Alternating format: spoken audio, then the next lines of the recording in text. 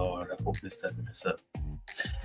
Hey everyone, welcome back to the channel. Today we're diving into a powerful and emotional episode of Star Trek Starfleet Academy, The Life of the Stars.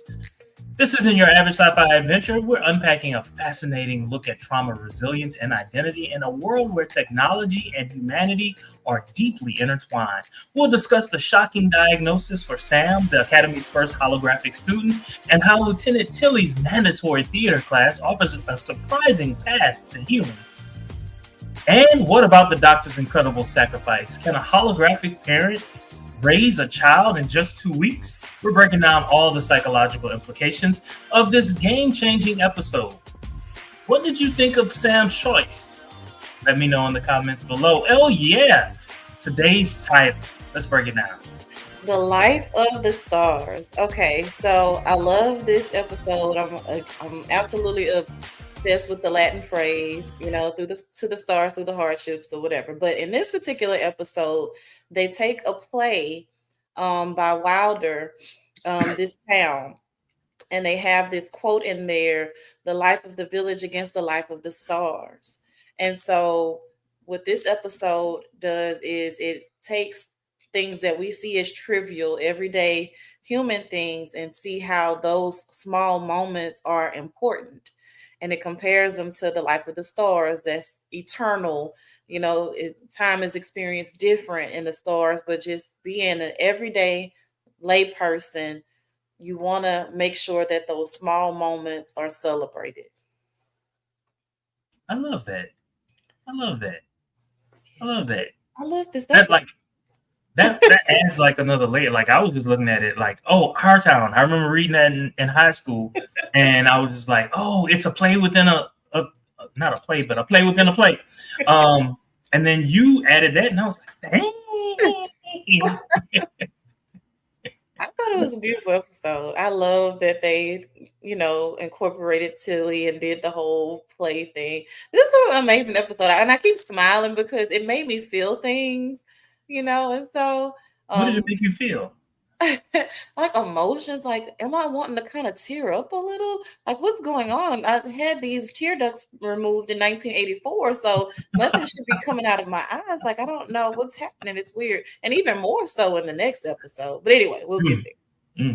Okay, all right. So let's start. Tarima Siddal describes herself as a ghost girl because people won't look her in the eye or touch her after her recovery. The Starfleet's focus on science and research for survivors actually isolate them further from the village of the Academy.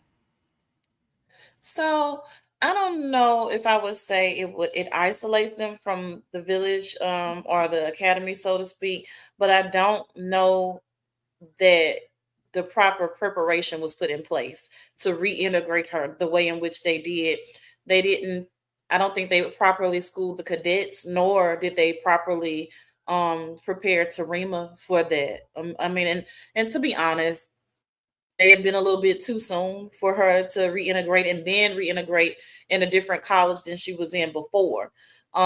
So while I appreciate what they tried to do, I understand her frustration and kind of a little bit of the confusion, to the other cadets. So I don't know. Well, I guess in essence, I see how she could feel isolated because they didn't prepare them. But yeah, I feel like I kind of tap dance around answering the question. But no, you're dealing with psychology, so we don't have all the answers, but like I feel you on that. All right, so is Tarima right to be angry at Tilly for bleeding their trauma for a play? So when it comes to how people receive help, I can't say that anybody's wrong for how they feel when it comes to those things. So I'm not going to say that she's wrong. She didn't understand, and nor should, I guess, in that moment, what the end game was. And so I don't think she's wrong for being upset because she still is, one, afraid of herself, and two, like, why are y'all trying to force this on me? Like, this is too much. So I don't think she was wrong at all. It's an authentic, genuine reaction to everything that was at play. Yeah, I was thinking about that. Like, I am definitely one of those people. Why are you trying to force this?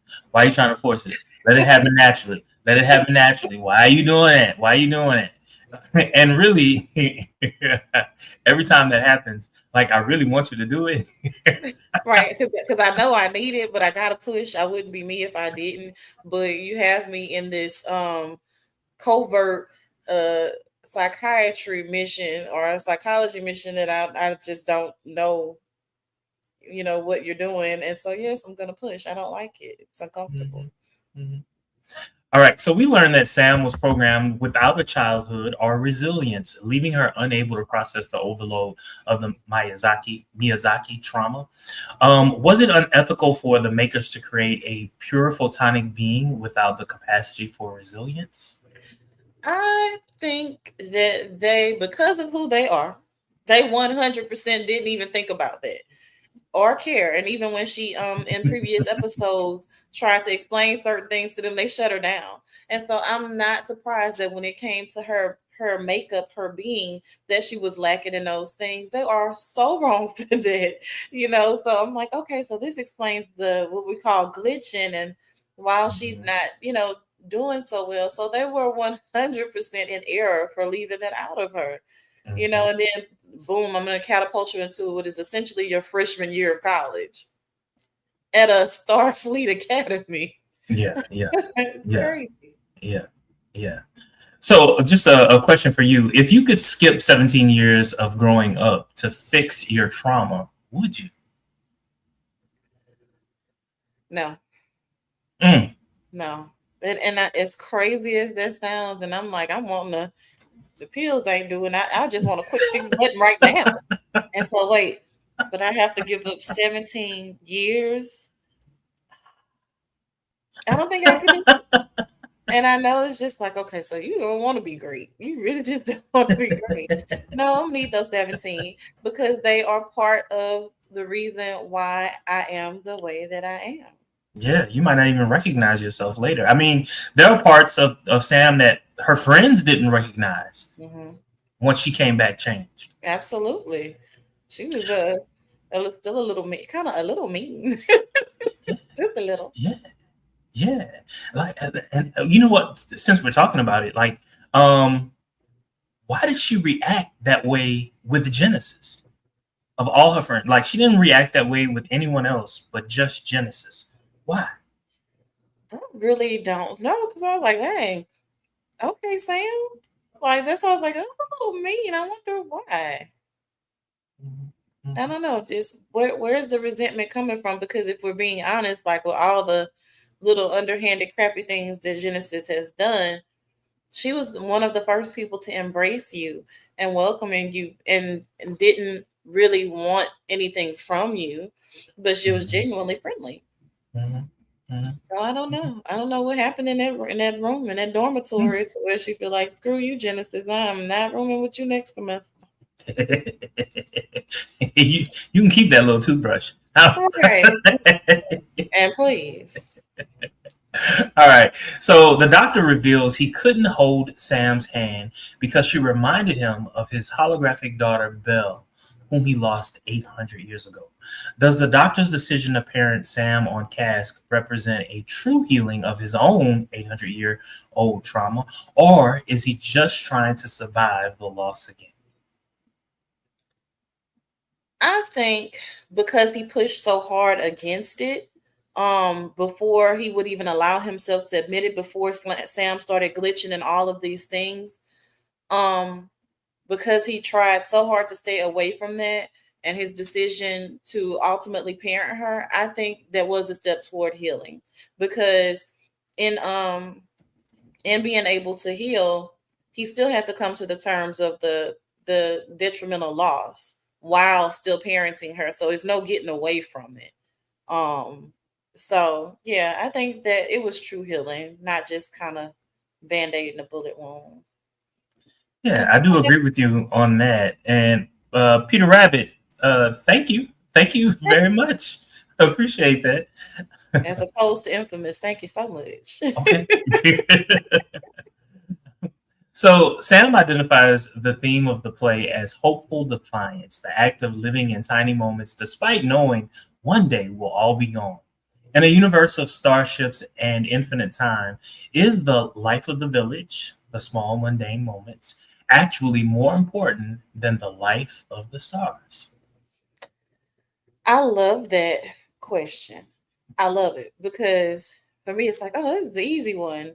But I'm gonna say that yes, the life of the village, you know, is more enriching, is more vital, simply because you can't waste time when you are, you have the eternal, you're dealing with that, you know, you have the luxury of, not being able to be apologetic or just moving on or not being a respecter of time, so to speak. But the everyday mundane forces you to kind of deal in the now.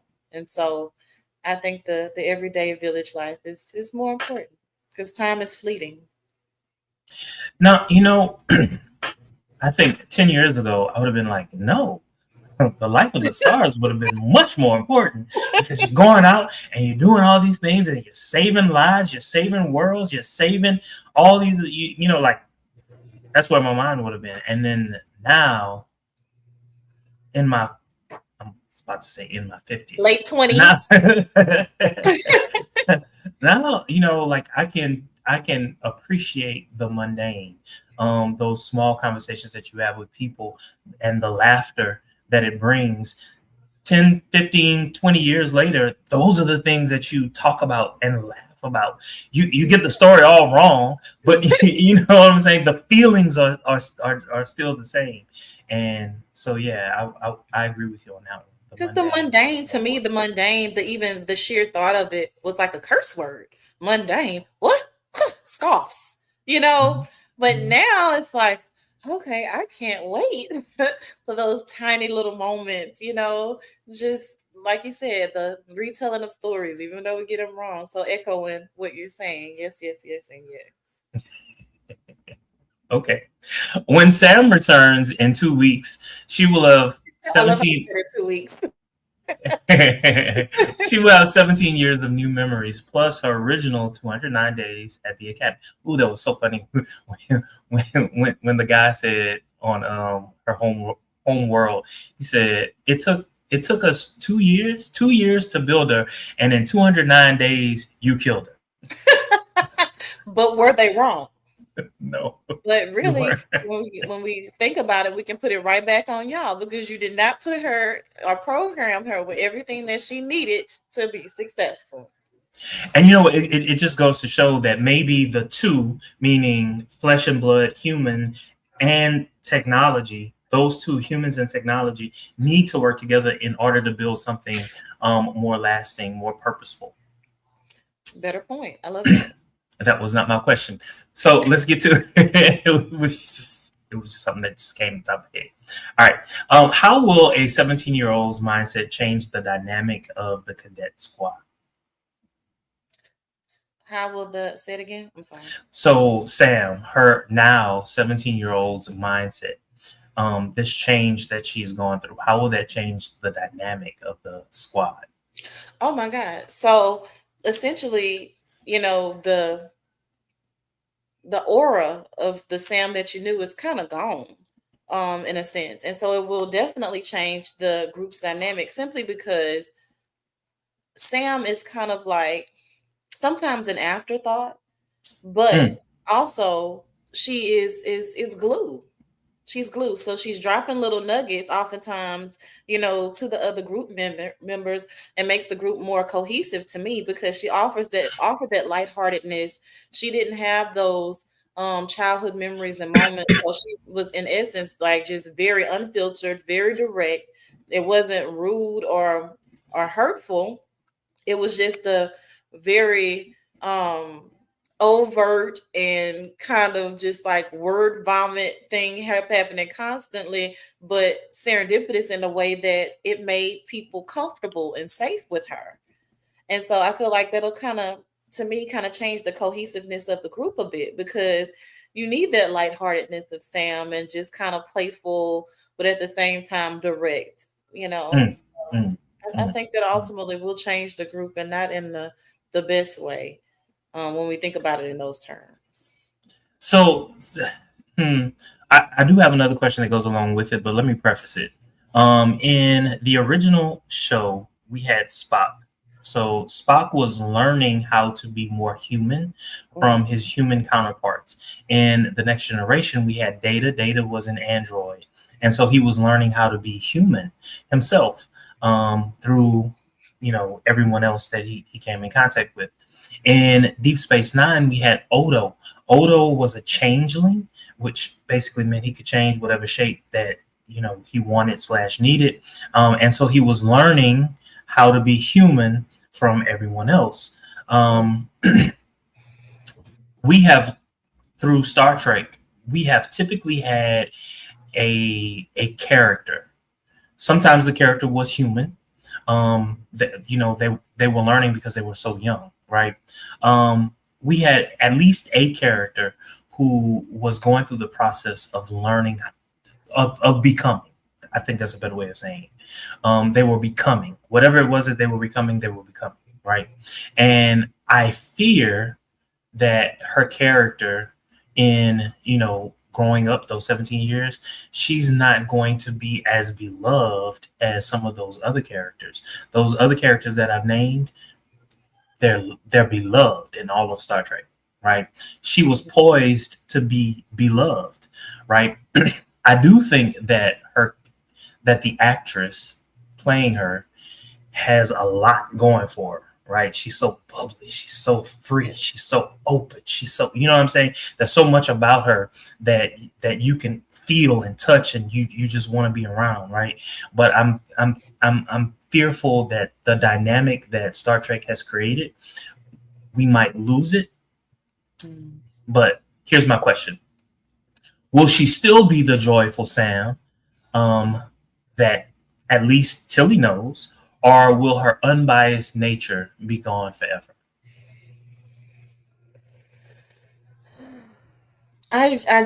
I'm already seeing it. I guess I can kind of say, like, there are things like in the latest episode that I just loved, or whatever. But I think it's gonna forever change her. I don't feel that the unbiased nature will work to her benefit, in essence, for kind of how they reprogrammed her now. So I just don't think that that same bubbliness, that same vigor, that same zeal is going to be the same Sam that we see. And like I said, just the delivery with Genesis, I don't feel like that's something Sam would have ever done. Mm, mm, At least not in that way. mhm, Or anything. mhm. Well, no, maybe not at all. Because if anything, she's very intrusive. You know. And so yeah, I don't think she would have done that at all, and especially not in a ritual moment. Yeah. Okay. All right. So we've been talking about Sam this entire time. We have not yet talked about Caleb and Tarima. What were your thoughts about that storyline? Um. So in trying to use the play and the characters that were strategically picked for them, I thought that was funny as hell and uncomfortable. Um,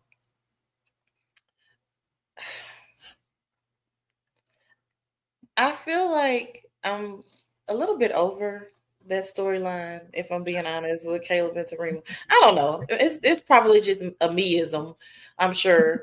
Um, but I don't know.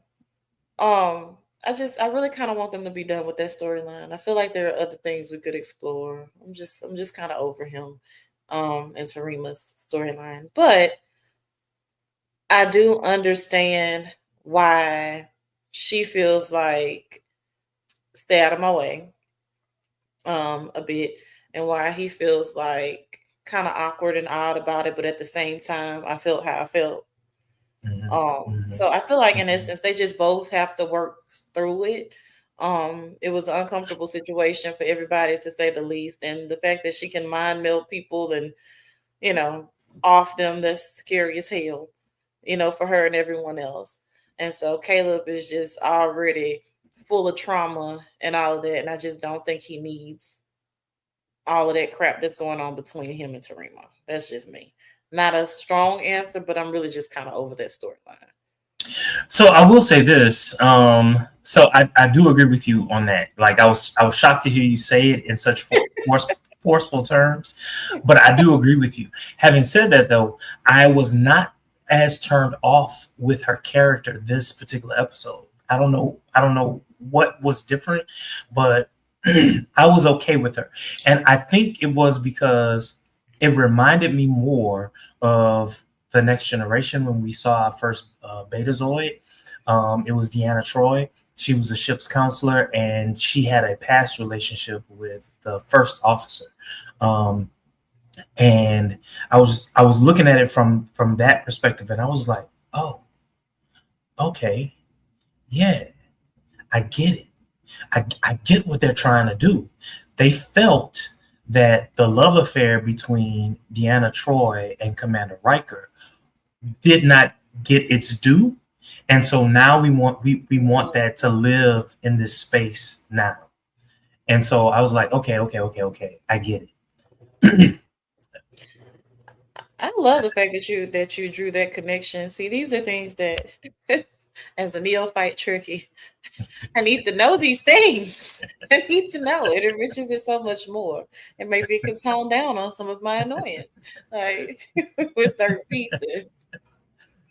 Now, when they started making movies, it was very clear that that the Betazoid, Deanna Troi, and Commander Riker, they had come together.